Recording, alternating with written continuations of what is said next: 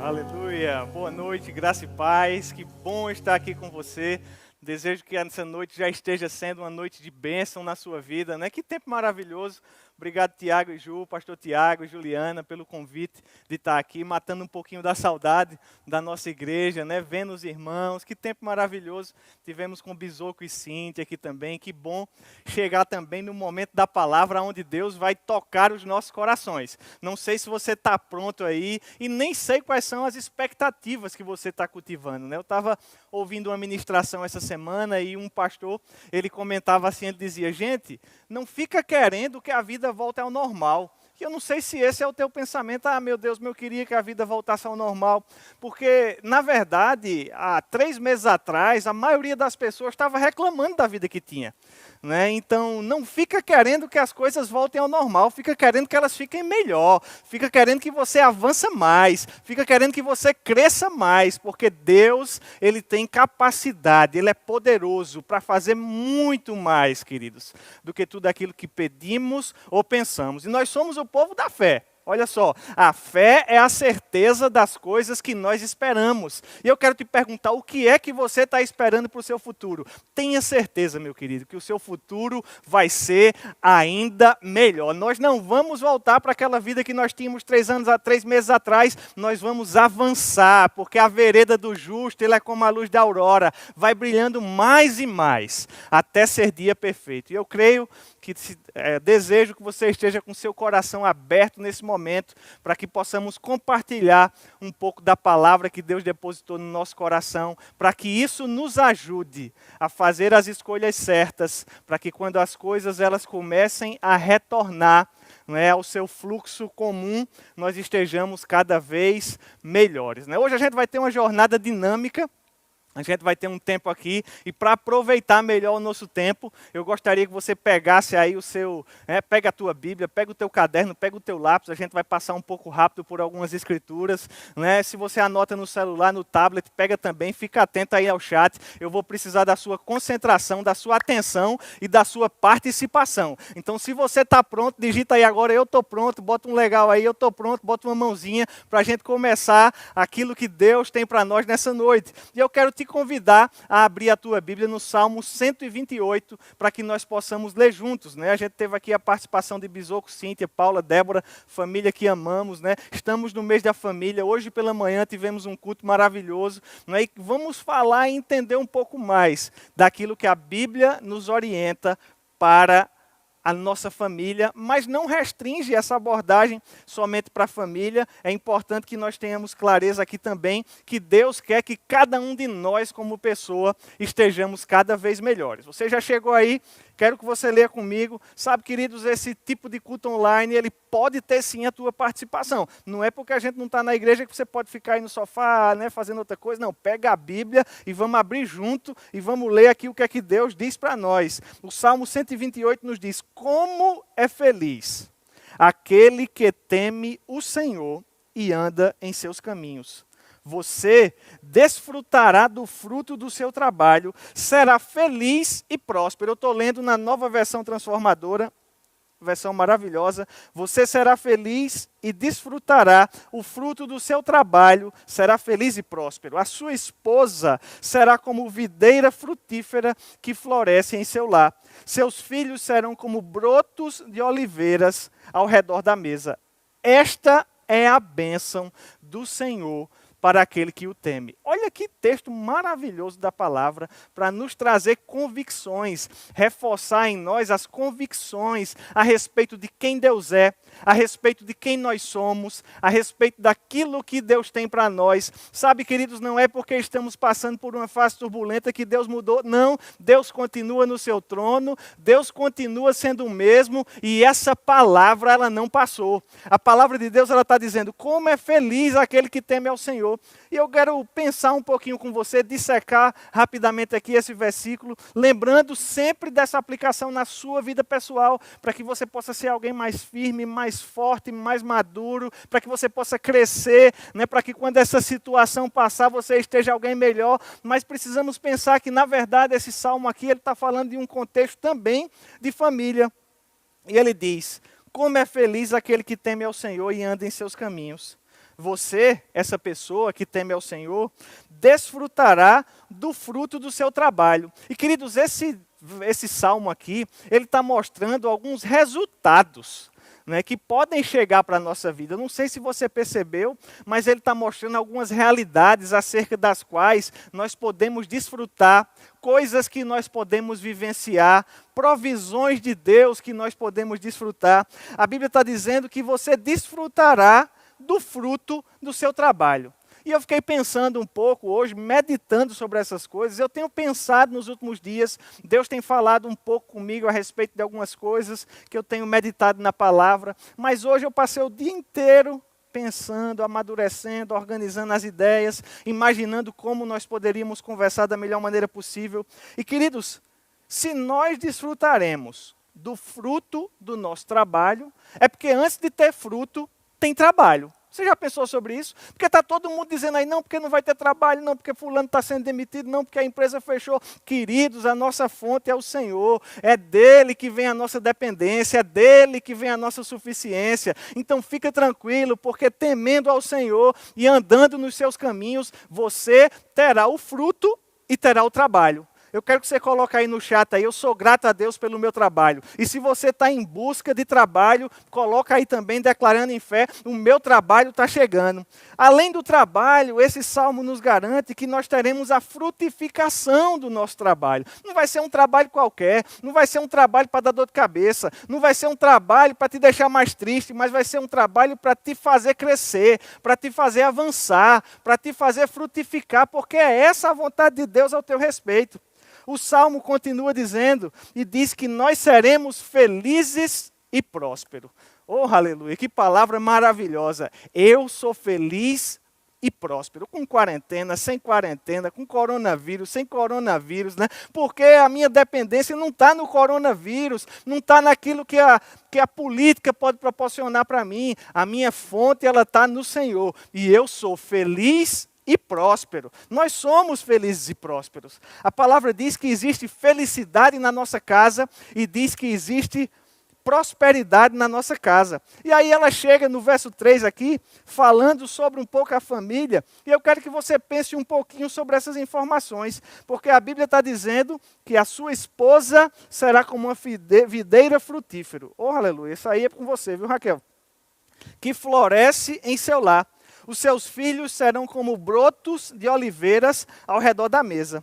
E eu pesquisei um pouco rapidamente hoje à tarde sobre essas duas árvores, né? A videira frutífera aqui, né, que ela trata da esposa, fala da beleza das folhas, é uma árvore reconhecida pela beleza de suas folhas, fala da flexibilidade dos seus ramos e fala da doçura dos seus frutos. Recebe aí, viu? Tua esposa vai proporcionar frutos doces e você, esposa, espere frutos doces também do seu marido, né? Sobre os filhos, a Bíblia os compara com brotos de oliveira. A oliveira, ela é uma planta forte, robusta. Ela chega até 30 metros de altura, ela pode chegar. Os seus ramos simbolizaram em alguns momentos paz e esperança. E nas competições, os competidores eles eram agraciados, os vencedores, com um ramo de oliveira, que representa vitória, uma coroa de oliveira, que representa vitória e honra. A tua esposa será como uma videira frutífera e os teus filhos como brotos de oliveira ao redor da mesa.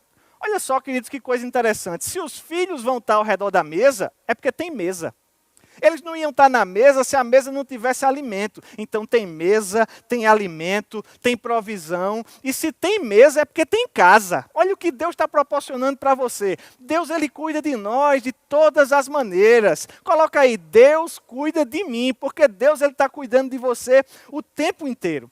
Agora você pode perguntar, Tiago, mas como é que eu posso desfrutar desses resultados? Porque eu quero trabalho, eu quero frutificação, eu quero felicidade, prosperidade, eu quero uma esposa com frutos doces, eu quero os filhos fortes, a minha casa eu quero paz, esperança, vitória, eu quero uma mesa farta, eu quero provisão. Como é que a gente tem tudo isso? O começo do versículo 1 o versículo 1 todo, na verdade, ele vai nos dizer 2 ingredientes. E olha comigo, preste atenção, vai ser simples essa palavra, 2 ingredientes que podem nos proporcionar esses resultados. Tiago, se a Bíblia está dizendo, por que você diz pode? Eu digo pode porque você pode escolher praticar a palavra ou não. Se você escolher praticar a palavra, você vai ter os resultados que a palavra diz, mas se você escolher não praticar a palavra, infelizmente, esses frutos, eles não vão chegar na sua casa, e eu fico sensibilizado com isso. Mas o Salmo 128, ele diz, como é feliz aquele que teme ao Senhor e que anda em seus caminhos. Tiago, pelo amor de Deus, me diga quais são esses ingredientes, porque eu quero esses resultados na minha casa. Você quer esses resultados? Eu quero também. A Bíblia está nos dizendo que se nós tivermos o temor do Senhor, e se nós andarmos no caminho do Senhor, nós seremos essa pessoa que desfruta desses benefícios. 1, temor do Senhor. 2, andar no caminho do Senhor. E eu quero passar os próximos minutos com você pensando um pouquinho a respeito de cada um desses 2 tópicos. No final a gente amarra tudo, mas eu quero pensar um pouquinho com você no temor do Senhor, porque é um assunto que ninguém fala mais. Já prestou atenção? Está desaparecido na atualidade, parece que está foragido. Eu estou vendo a hora a gente sair na rua e ter aquela plaquinha no poste assim, procura-se o temor do Senhor, porque ninguém fala mais. Na Bíblia, por outro lado, a gente vê mais de 300 versículos que abordam o temor do Senhor.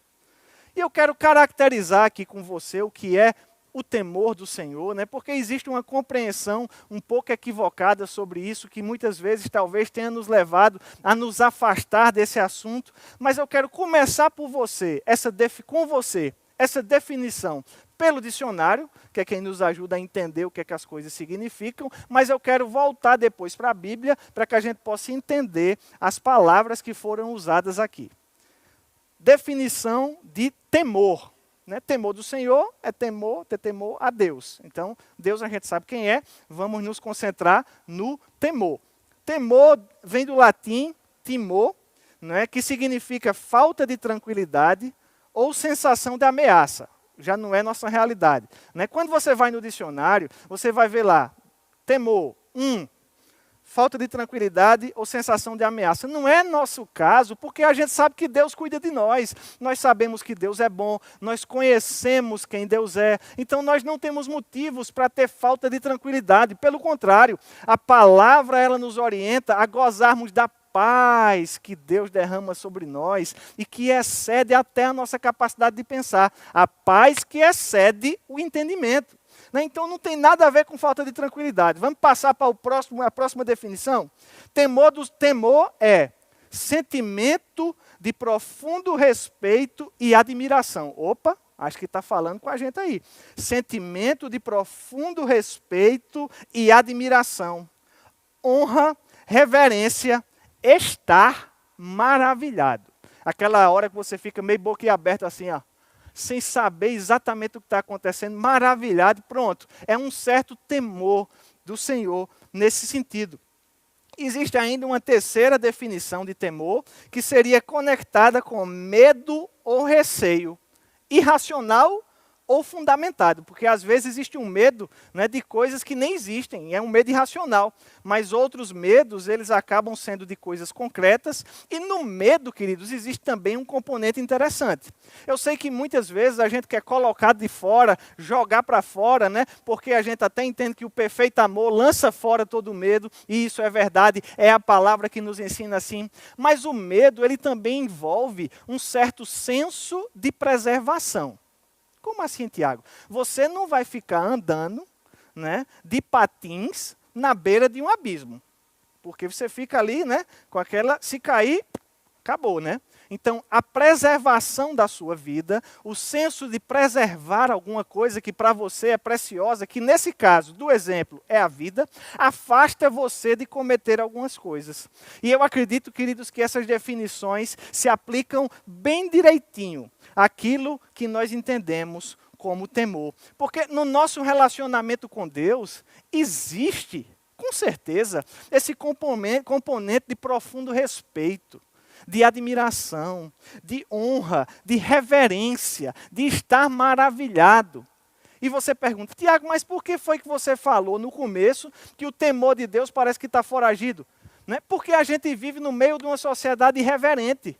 Ninguém quer reverenciar nada mais, ninguém quer honrar nada mais. Os fundamentos morais estão esculhambados, mas não para nós que cremos na palavra. Para nós, Deus continua no seu trono, Deus continua sendo tão glorioso quanto sempre foi, e Deus continua sendo tão digno da nossa honra, do nosso respeito e da nossa reverência. Precisamos estar como quem está maravilhado. A gente não pode se acostumar com Deus. A gente precisa todo dia estar maravilhado. Senhor, eu pensei que ontem você tinha sido bom, mas hoje o negócio está melhor ainda. Né? E eu gosto de pensar também que a relação de um pai com um filho, eu estava pensando, né? A relação de um pai com um filho, nesse contexto de família que nós estamos tratando durante esses domingos, né? Ela tem um componente de temor. Porque o pai, eu sei que às vezes, né, a relação ela não é saudável e o filho tem mesmo medo do pai, se pela de medo do pai, o que não é o nosso caso, porque Deus vem demonstrando aí, gente, há quase 6.000 anos, que quer o nosso bem, que faz pelo nosso bem. Daqui a pouco a gente vai ler um texto da palavra que diz que o temor do Senhor, ele é sempre para o nosso bem.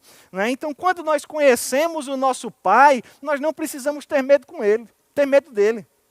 Eu, graças a Deus, tive privilégio de crescer numa família cristã, num lar abençoado, estruturado. Né? Muitos de vocês talvez conheçam meus pais, a Mauri e Marisete. Sou grato a Deus por ter me plantado nessa família. Mas o meu relacionamento, pensando um pouco com meu pai, a minha mãe também, né? Mas só para usar o exemplo do pai aqui de Deus, nunca foi baseado no medo. Né? Agora, isso não quer dizer que em alguns momentos eu não tivesse esse temor, tanto pelo respeito, quanto pela admiração, quanto pela honra, mas também, queridos, um medo mesmo, de comprometer o meu relacionamento com ele.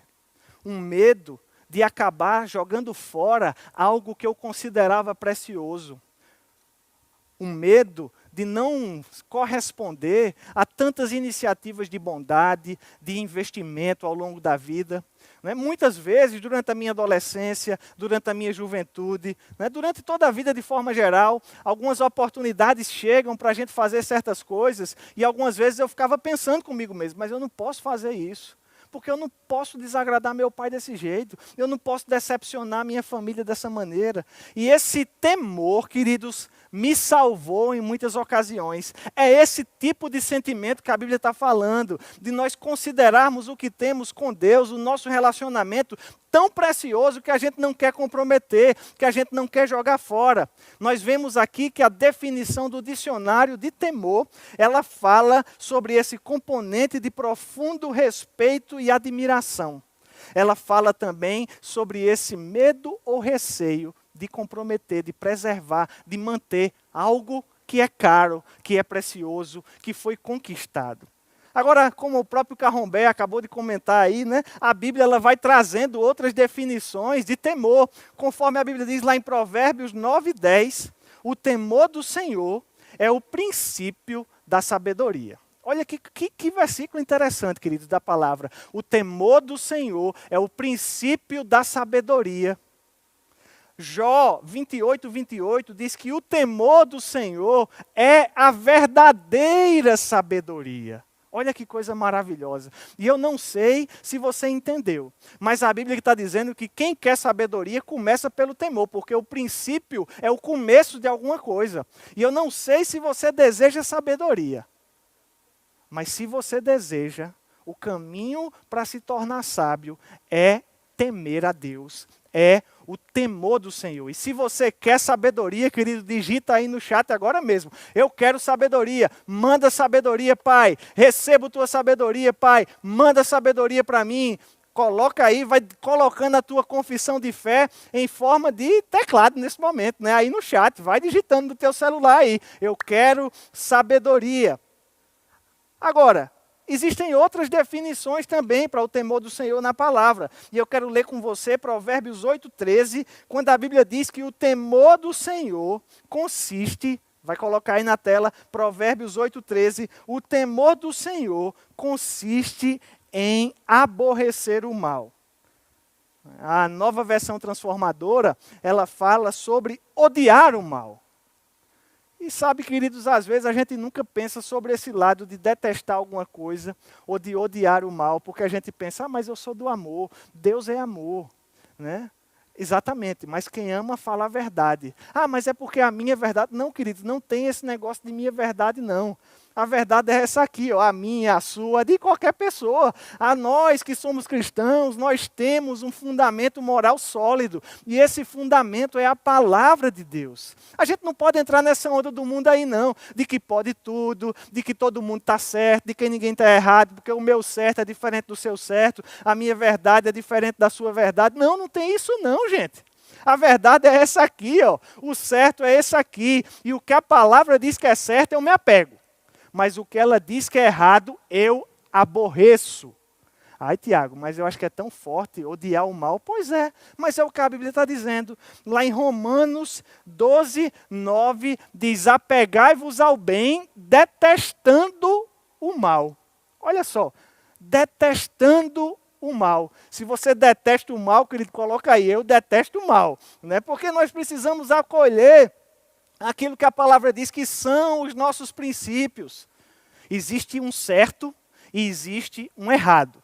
Existe aquilo que é bom e existe aquilo que é ruim. Existe o mal. Então nós precisamos aborrecer o mal, odiar o mal, rejeitar o mal, porque Deus faz assim. Tiago, mas onde está a tolerância? Rapaz, eu confesso que eu procurei. Mas do jeito que o mundo está ensinando aí, não tem tolerância na Bíblia, não. Pelo contrário. A Bíblia, ela é clara. A Bíblia não é um livro de pluralidades. Né? Eu sei que isso não é politicamente correto, mas eu não estou aqui para estar no politicamente correto, não. Eu estou para estar no biblicamente correto. Nós precisamos dizer aquilo que Deus diz e temer ao Senhor. É amar o que Deus ama e odiar o que Deus odeia. Agora, Deus não odeia ninguém. É bem importante que se diga isso, porque Deus amou o mundo de tal maneira que deu seu Filho. Na verdade, a Bíblia diz que Deus nos amou e se entregou por nós quando nós ainda éramos pecadores. Já ouviu falar que Deus ama o pecador, mas odeia o pecado? Pronto, esse conceito é bíblico. Agora, isso, queridos, não nos pode fazer deixar as pessoas nas práticas que estão, porque a Bíblia não é um livro de pluralidades, não, a Bíblia é um livro de padrões. O tempo todo você vai ver a Bíblia falando em padrões. Não vos amoldeis ao padrão do mundo, não vos conformeis com esse século, deixai a vossa vã maneira de viver, apegando-vos ao novo homem, revestindo-vos do novo homem, detestai o mal, apegue-se ao bem. Então a Bíblia é um livro de conceitos absolutos, até porque a Bíblia é a palavra de Deus, queridos. E Deus e a sua palavra são um. Quem teme ao Senhor, teme também a sua palavra. Se você teme ao Senhor, coloca aí, eu quero temer cada vez mais o Senhor. Eu quero temer ao Senhor. Eu quero amar o que Deus ama, odiar o que Deus odeia. Agora, o Salmo 115, verso 11, nos diz que confiam no Senhor os que o temem. E o Senhor é o seu amparo e o seu escudo.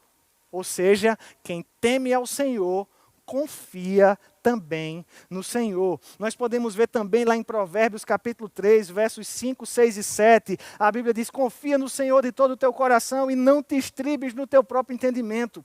Reconhece-o em todos os teus caminhos e ele endireitará as tuas veredas. Não seja sábio aos teus próprios olhos, teme ao Senhor e aparta-te do mal. Olha só que coisa boa.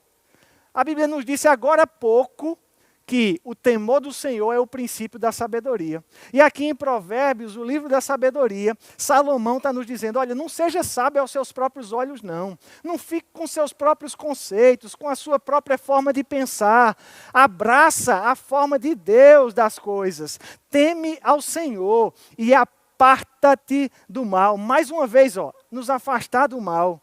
Agora, temer ao Senhor, queridos, é nada mais, nada menos do que considerar a perspectiva divina a respeito das coisas.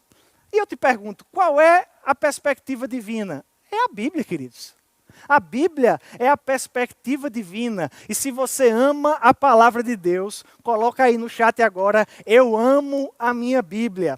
Porque nessa sociedade, queridos, a Bíblia tem perdido o seu valor, mas não no nosso meio. A gente não pode se conformar com o padrão do mundo. Eu amo a minha Bíblia, queridos. Eu não tenho vergonha da minha Bíblia. Eu ando com a minha Bíblia. Eu uso aqui o meu dispositivo móvel. Pode deixar. Eu uso aqui meu tablet, uso o meu celular, mas eu uso a minha Bíblia de papel, porque eu amo a Bíblia, eu amo a palavra do Senhor. Agora, nós podemos fazer uma escolha. Aonde nós vamos depositar o nosso temor? Não é? Provérbios 29, 25 diz que quem teme ao homem arma ciladas, mas o que confia no Senhor está seguro. Eu te pergunto, você vai escolher depositar o teu temor sobre os homens? Não é?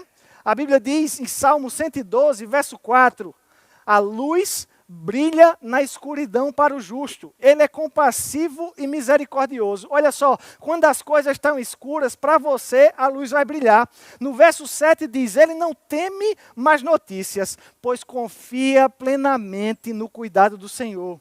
É confiante e destemido. Olha com triunfo para os seus inimigos. Queridos, nós não precisamos colocar o nosso temor em más notícias. Nós podemos confiar no cuidado do Senhor. E podemos olhar para os nossos inimigos, olha para essa pandemia aí, confiante, porque você está cheio de Deus. E quem está cheio de Deus, queridos, está guardado, está protegido. Como Cíntia falou aqui, quem habita no esconderijo do Altíssimo, está guardado.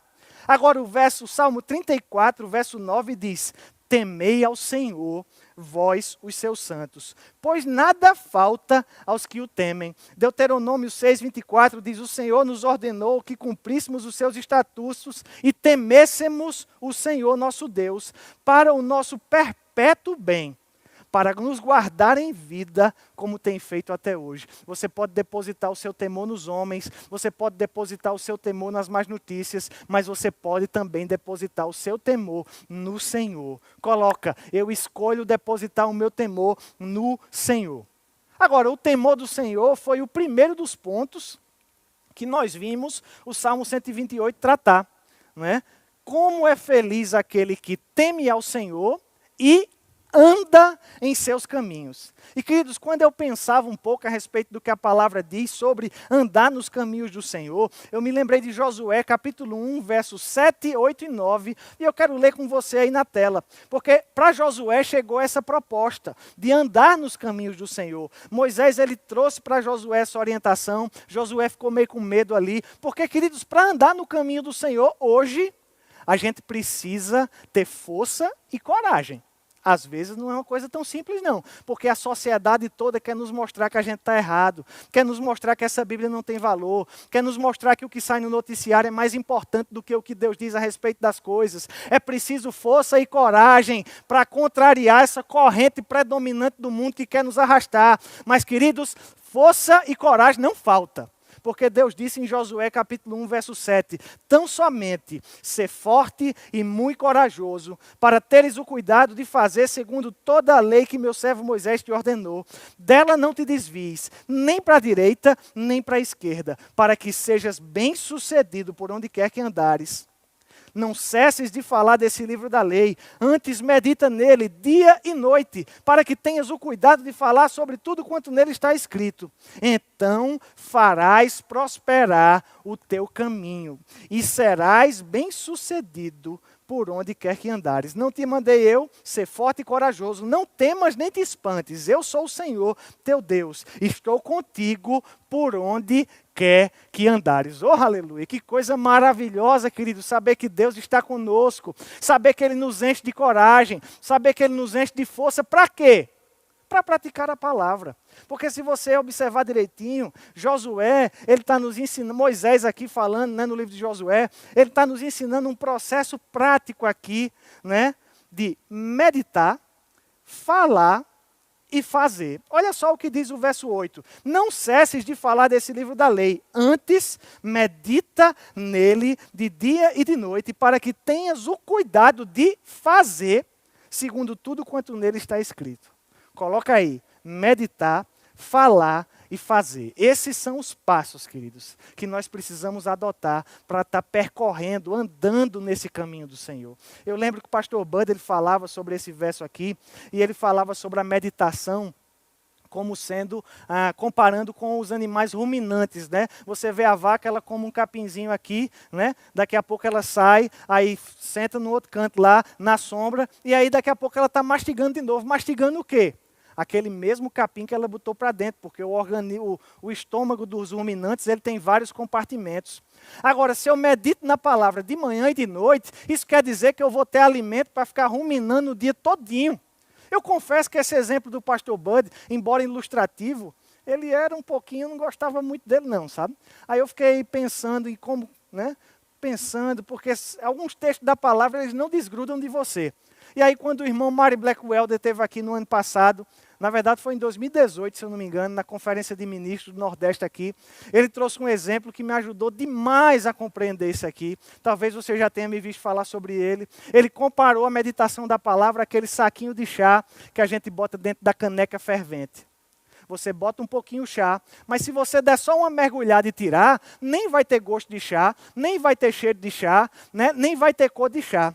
Agora, quando você vai molhando, aquela água, ela vai mudando os seus componentes, porque partículas daquele saquinho vão se desprendendo e vão transformando o que antes era água em chá. E isso vai acontecer conosco, queridos, quando nós estivermos meditando na palavra, ao longo do nosso dia. Lê um verso da palavra de manhã. É de dia e de noite, não deixa para meditar na palavra a última coisa do teu dia não. Faz logo cedinho, porque você vai passar o dia todo molhando aquele versículo na sua caneca de água. E aquelas partículas da palavra, elas vão alterando quem você é ao longo do dia. Isso se combina perfeitamente com aquilo que Deus nos diz, Jesus nos ensinou em Mateus, capítulo 7, verso 24. Todo aquele, pois, que ouve essas minhas palavras e as pratica, será comparado a um homem prudente que edificou a sua casa sobre a rocha. Caiu a chuva, transbordaram os rios, sopraram os ventos e deram com ímpeto contra aquela casa, que não caiu, pois foi edificada sobre a rocha. Aquele que não pratica essas minhas palavras será comparado a um homem insensato que edificou a sua casa sobre a areia. Caiu a chuva, transbordaram os rios, sopraram os ventos, deram com ímpeto contra aquela casa e ela desabou, sendo grande a sua ruína. Sabe, queridos, as casas estavam bonitonas lá, estava tudo maravilhoso. Quem veio para mostrar a diferença foi o tempo da tempestade. A gente está passando por uma tempestade. E essa tempestade, ela pode nos expor se nós estamos no caminho do Senhor ou não.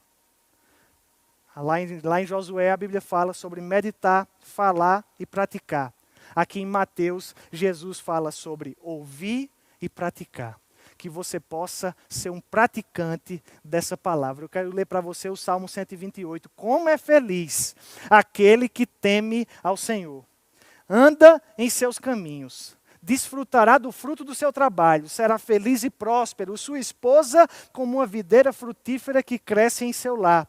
Seus filhos serão como brotos de oliveiras ao redor da mesa. Olha só, esta é a bênção do Senhor para aquele que o teme. Que o Senhor o abençoe desde Sião. Eu diria que o Senhor abençoe você desde a região da Borborema aqui. Que você veja a prosperidade de Jerusalém enquanto viver. Que você veja a prosperidade de Campina Grande enquanto viver. Que você viva para ver os seus netos. E que Israel viva em paz. Que o nosso Brasil viva em paz. Eu quero que você fique de pé aí na sua casa, onde você está. Feche seus olhos. O louvor vai tocar uma musiquinha aqui. E a gente vai fazer um apelo agora. Mas eu quero que você fique em pé mesmo, para você se levantar, se levante do sofá, fique em pé, feche seus olhos e nós vamos fazer uma oração. Pai, em nome de Jesus, muito obrigado, Senhor, pela Tua palavra. Nós somos tão gratos, Senhor, pela Tua bondade. E nós temos o desejo, Pai, de temer cada vez mais a Você. E praticar a Tua palavra, andar nos Teus caminhos. Nos ajuda, Senhor, a aumentar o nosso temor, Senhor. A entender o que a Tua palavra nos ensina sobre isso, Pai. Nos ajuda a meditar na Tua palavra, Pai. Nos lembra, Espírito Santo, nos incomoda, nos dá uma catucada, não nos deixa na preguiça. Que a gente possa aproveitar esse tempo de quarentena, Pai, para crescer na Tua palavra, meditando, falando e praticando. Em nome de Jesus. Sabe, queridos, talvez você esteja nos ouvindo aí em casa e você ainda não recebeu Jesus como Senhor da sua vida, você não abriu a porta da sua casa para Jesus entrar. Esse é o primeiro passo. E eu quero te convidar, se você deseja aceitar Jesus, coloca aí no chat agora, eu quero receber Jesus hoje.